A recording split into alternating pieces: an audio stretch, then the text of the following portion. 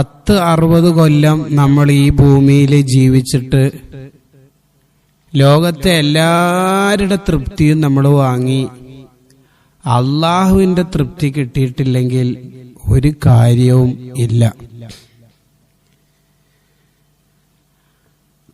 അള്ളാഹുവിന്റെ ഇഷ്ടമാണ് നമ്മൾ വാങ്ങുന്നതെങ്കിൽ ലോകത്ത് ആര് വെറുത്തതുകൊണ്ടും ഒരു കുഴപ്പമില്ല. മഹാനായ മൂസ നബി അലൈഹിസ്സലാത്തു വസ്സലാമിനെ കൊല്ലാൻ വേണ്ടിയാണല്ലോ ഫറോവ 7000 കുട്ടികളെ ജനിച്ച ഉടനെ കൊന്നുകളഞ്ഞത്. എന്ന് പറഞ്ഞാൽ മൂസ നബി എന്ന് പറയുന്ന ഒരു നബി ജനിക്കുന്നുണ്ട്. അത് ഫിർഔനിന്റെ അധികാരത്തിന് പ്രയാസം സൃഷ്ടിക്കും എന്ന് ജ്യോത്സ്യന്മാര് നേരത്തെ കണക്ക് നോക്കി പറഞ്ഞപ്പോ ജനിക്കുന്ന ആൺകുട്ടികളെ മുഴുവനും ഫറോവ കൊന്നുകളഞ്ഞു. ആ കൊലപാതകം അതിന്റെ എണ്ണം 7000-ലേക്ക് എത്തിയതാണ് ചരിത്രം പറയണത്. എന്നിട്ടോ എന്താ ഇപ്പൊ സംഭവിച്ചത്? മൂസ നബി അലൈഹിസ്സലാമെന്ന കുഞ്ഞ് ജനിച്ചു. ആ കുട്ടി വളർന്നത് എവിടെയാ? ഈ മൂസ നബിനെ കൊല്ലാൻ 7000 കുട്ടികളെ കൊന്ന ഫറോവന്റെ കൊട്ടാരത്തിൽ. അള്ളാന്റെ തീരുമാനം നോക്കണം. എന്നിട്ട് ആ കുട്ടിക്ക് പാല് കൊടുക്കണല്ലോ. രാജാവിന്റെ വളർത്തുപുത്രന് പാല് കൊടുക്കാൻ സ്ത്രീകൾ ആരാ ഉള്ളത് എന്ന് ഒരു അനൗൺസ്മെന്റ് പോയി. വരിവരിയായി പെണ്ണുങ്ങൾ വന്ന് നല്ല ശമ്പളം കിട്ടുമല്ലോ. ആ കൂട്ടത്തിൽ മൂസ നബിയുടെ ഉമ്മയും വന്ന് ആരുടെ പാലും കുടിക്കണില്ല. മൂസ നബിന്റെ ഉമ്മ വന്നപ്പോ കുട്ടി പാല് കുടിച്ചു. ആ ഉമ്മക്ക് ഫിർഔന് പോക്കറ്റിൽ നിന്ന് സാലറി കൊടുക്കുകയാണ്. സ്വന്തം കുട്ടിക്ക് പാല് കൊടുക്കുന്നതിന് ചരിത്രത്തിൽ ആദ്യമായി സാലറി. കളി അള്ളാഹിനോട് വേണ്ടെന്നാണ് പറഞ്ഞതിന്റെ ചുരുക്കം. അപ്പൊ അള്ളാന്റെ ഇഷ്ടം കിട്ടിയാല് ലോകത്താര് എതിർത്താലും കുഴപ്പമില്ല. കുട്ടികളെ നമുക്ക് അള്ളാന്റെ ഇഷ്ടമാണ് കിട്ടേണ്ടത്. അള്ളാഹുവിന്റെ തൃപ്തി നമുക്ക് ലഭിക്കണം. അതെങ്ങനെയാ കിട്ടുക? നമ്മൾ കഴിഞ്ഞ ദിവസം അതിന് ഒരു വഴി പഠിച്ചു. രണ്ടാമത്തത്, നമ്മുടെ ഉപ്പന്റെയും ഉമ്മന്റെയും പൊരുത്തം വാങ്ങിയാൽ മതി. റിളർ റബ്ബി ഫീ റിളൽ വാലിദി. മാതാപിതാക്കളുടെ തൃപ്തി സമ്പാദിച്ചാൽ അള്ളാഹുവിന്റെ തൃപ്തി നമുക്ക് തീർച്ചയായിട്ടും കിട്ടും. ഉപ്പാന്റെ ഉമ്മാന്റെ പൊരുത്തം നമ്മൾ എന്നും വാങ്ങണം. ഉപ്പി ഉമ്മി നമ്മളെ ഇഷ്ടപ്പെട്ട് കഴിഞ്ഞാല് പിന്നെ ഒന്നും നമുക്ക് പേടിക്കാനില്ല. മഹാനായ സയ്യിദന ഉമർ ബിനുൽ ഖത്താബ് റളിയല്ലാഹു അൻഹുവിനോട് ഒരാള് വന്ന് ചോദിക്കുന്നുണ്ട്, വയസ്സായ എന്റെ ഉമ്മന്റെ കാഷ്ടവും മൂത്രമൊക്കെ ഞാൻ കോരി വൃത്തിയാക്കാറുണ്ട്. എന്റെ ഉമ്മാനോടുള്ള കടപ്പാട് പൂർത്തിയാവോന്ന്? ഇല്ലാന്നാ പറഞ്ഞത്. കാരണം ഇപ്പൊ നീ ഉപ്പാന്റെ കാഷ്ടവും മൂത്രമൊക്കെ കോരി വൃത്തിയാക്കിയ പോലും നീ ചിന്തിക്കണത് ഉമ്മ മരിക്കുന്നവരല്ലേ ഇത് ചെയ്യണ്ടോന്നല്ലേ. പണ്ട് ഉമ്മ നമ്മളെ എത്രമാത്രം കഷ്ടപ്പെട്ടിട്ട് വളർത്തിയതാ. ശരിക്കും നമ്മളൊന്ന് ആലോചിച്ച് നോക്കിയേ. നമ്മൾ കാഷ്ടിക്കാനും മൂത്രമൊഴിക്കാനും പഠിച്ചത് തന്നെ ഉമ്മാന്റെ മടിത്തട്ടില. ഉമ്മാന്റെ മടിത്തട്ടിലല്ലേ നമ്മൾ കാഷ്ടിക്കാനും മൂത്രമൊഴിക്കാനും പഠിച്ചത് തന്നെ. എത്രമാത്രം കഷ്ടപ്പെട്ടിട്ടാണ് അവര് നമ്മെ വളർത്തിയത്. എത്രമാത്രം വേദനകൾ അനുഭവിച്ചിട്ടാണ് നമ്മെ ഗർഭം ചുമന്നത്. ഏത് പാതിരാത്രി കരഞ്ഞാലും പാലൂട്ടുന്ന ഉമ്മ, എത്ര മൂത്രമൊഴിച്ച് വൃത്തികേടാക്കിയാലും നമ്മോട് ചൂടാവാത്ത ഉമ്മ. ആ ഉമ്മയെ നമ്മൾ നന്നായി സ്നേഹിക്കണം. എങ്ങനെയാണ് ഉമ്മാനി ഉപ്പാനി സ്നേഹിക്കുക എന്ന് പറഞ്ഞാൽ അതിന്റെ അർത്ഥം എന്താ? അതിന് മഹാന്മാര് പറയുന്ന ചെറിയ ഒരു വിശദീകരണമാണ് ഇന്ന് നിങ്ങളോട് പറയാൻ കരുതുന്നത്. ഉപ്പാന്റെ ഉമ്മാന്റെ തൃപ്തി സമ്പാദിക്കാൻ വേണ്ടി നമ്മൾ ഏറ്റവും പ്രധാനമായിട്ട് അധ്വാനിക്കേണ്ട, നേടിയെടുക്കേണ്ട ചില കാര്യങ്ങളുണ്ട്. അതെന്താണെന്ന് പറഞ്ഞാല്, ഒന്നാമത്തത് ഉപ്പക്കും ഉമ്മക്കും വേണ്ടി എപ്പോഴും നമ്മൾ ദുആ ചെയ്യണം. പ്രത്യേകിച്ച് 5 വക്ത് നിസ്കാര ശേഷം അവർക്ക് വേണ്ടി ദുആ ചെയ്യണം. എപ്പോഴും ദുആ ഇറക്കണം. ഉപ്പാക്കും ഉമ്മാക്കും നമ്മൾ ദ്വാരന്നിട്ടില്ലെങ്കിലുള്ള പ്രശ്നം എന്താന്ന് വെച്ചാല് ഭാവിയില് നമ്മളെ ജീവിതത്തിൽ തീരെ ബർക്കത്തുണ്ടാവില്ല. അത്ര ഉപ്പാക്കും ഉമ്മാക്കും വേണ്ടി എപ്പോഴും നമ്മൾ ദുആ ചെയ്യണം. അതാണ് ഒന്നാമതായി നമുക്കുണ്ടാവേണ്ട കാര്യം. രണ്ടാമത്തത്, അവരുടെ മുഖത്ത് എപ്പോഴും സ്നേഹത്തോടെ നോക്കണം. എത്ര കുട്ടികളോടാ പറയണത്, അവരുടെ മുഖത്തേക്ക് എപ്പോഴും സ്നേഹത്തോടെ നോക്കണം. സ്നേഹത്തോടെ മാത്രമേ അവരുടെ മുഖത്തേക്ക് നോക്കാൻ പാടുള്ളൂ.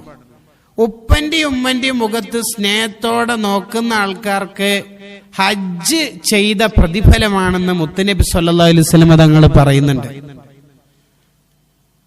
അപ്പൊ ഒരു സഹാബി ചോദിച്ച്, നബിയെ ഒരു ദിവസം തന്നെ 100 തവണ നോക്കിയാലോ? അതിലപ്പുറത്ത് നോക്കിയാൽ 1000 നോക്കിയാൽ അതിലപ്പുറത്ത് നോക്കിയാൽ അത്രയും കൂലി കിട്ടും. അത്ര ഉപ്പിയും ഉമ്മിയും ജീവിച്ചിരിപ്പുണ്ടാവുമ്പോ അല്ലേ നമുക്ക് അങ്ങനെ നോക്കാൻ പറ്റുള്ളൂ. അതുകൊണ്ട് അവരെ തുറിച്ചു നോക്കാനോ ദേഷ്യപ്പെടാനോ ഒരിക്കലും നമ്മൾ നിൽക്കാൻ പാടില്ല. അത് നമ്മുടെ ജീവിതം തകർന്ന് തരിപ്പണാൻ കാരണമാവും. എപ്പോഴും സ്നേഹത്തോടെ മാത്രമേ അവരോട് സംസാരിക്കാൻ പാടുള്ളൂ, അവരെ നോക്കാൻ പാടുള്ളൂ. മൂന്നാമത്തെ ഒരു കാര്യമാണ് ഏറ്റവും പ്രധാനം, അവർക്കെതിരെ നമ്മളൊന്നും ചെയ്യാൻ പാടില്ല. എന്ന് പറഞ്ഞാൽ അവര് പറഞ്ഞത് അനുസരിക്കണം.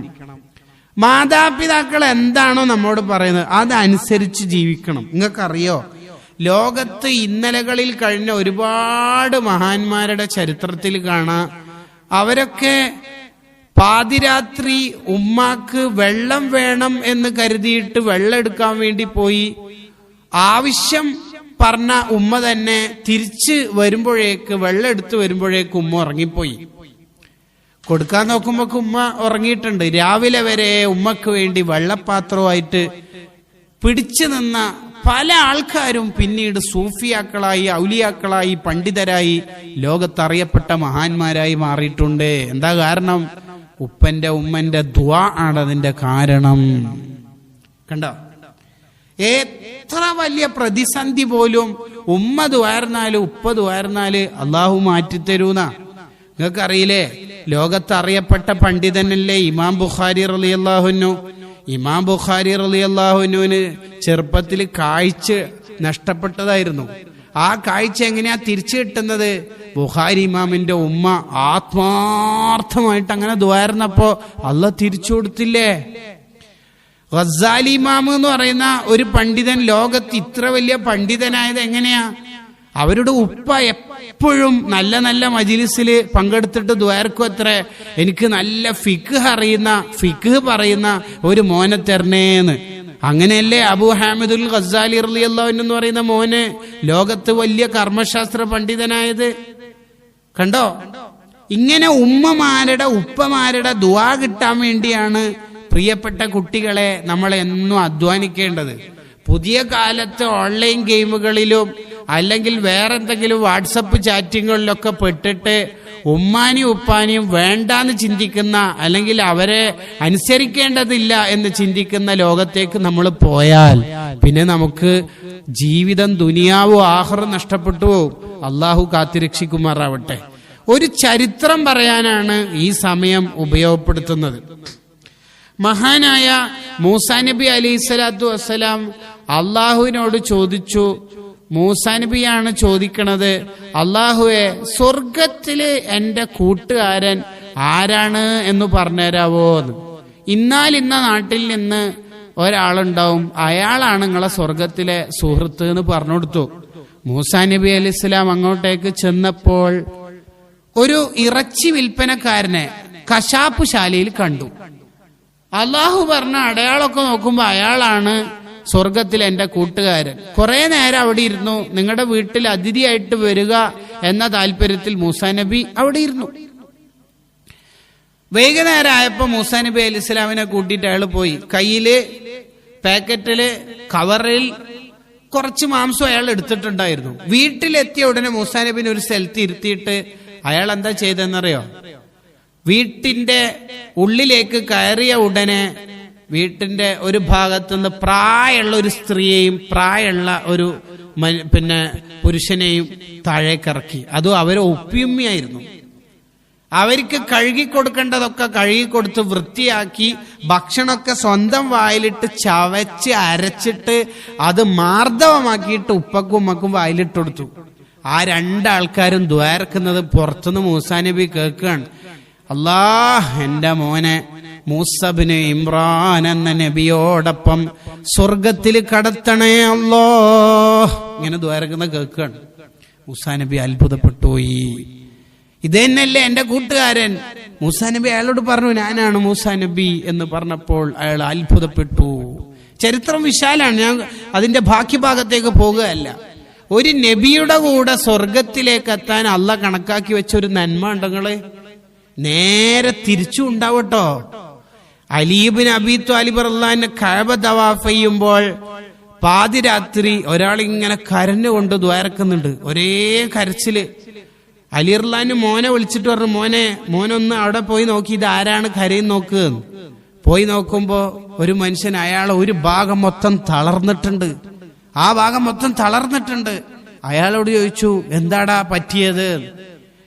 ഞാൻ എൻ്റെ ഉപ്പാനോട് ചൂടായപ്പോ ഉപ്പ എനിക്കെതിരെ ദ്വാരുന്നു, കഅബന്റെ കില്ല പിടിച്ചിട്ട് ദ്വാരുന്നു. എന്താ ദ്വാരുന്നത്? എന്റെ മോന്റെ ഒരു ഭാഗം തളർത്തട്ടെ. ഇതിന്റെയും ബാക്കി ഭാഗ ചരിത്രങ്ങളൊക്കെ ഉണ്ട്. ഞാൻ കൂടുതൽ ചരിത്രത്തിലേക്ക് പോകുകയല്ല. ഉമ്മന്റെ ദുആവ്, ഉപ്പന്റെ ദുആവ് അനുകൂലമായിട്ടും നമുക്കുണ്ടാവും, പ്രതികൂലമായിട്ടുണ്ടാവും. അതുകൊണ്ട് നമ്മൾ ഉമ്മന്റെ ഉപ്പന്റെ വായിന്ന് എപ്പോഴും നമ്മൾ നന്നാവാൻ വേണ്ടി ദ്വാരക്കാനാണ് നമ്മൾ ആഗ്രഹിക്കേണ്ടത്. അതുകൊണ്ട് നല്ല അനുസരണമുള്ള മക്കളായാൽ ഉപ്പന്റെ ഉമ്മന്റെ തൃപ്തി കിട്ടും. അവരുടെ ഇഷ്ടം കിട്ടിയാൽ ലോക രാജാവായ അള്ളാഹുവിന്റെ ഇഷ്ടവും നമുക്ക് സമ്പാദിക്കാം. അള്ളാഹു തൗഫീഖ് നൽകട്ടെ. അള്ളാഹു നമ്മളെ എല്ലാവരെയും നല്ല അനുസരണയുള്ള മക്കളായി ഖബൂൽ ചെയ്യുമാറാവട്ടെ. വആഖിറു ദഅ്വാനാ അൽഹംദുലില്ലാഹി റബ്ബിൽ ആലമീൻ. അസ്സലാമു അലൈക്കും വറഹ്മത്തുള്ളാഹി തആല വബറകാതുഹു.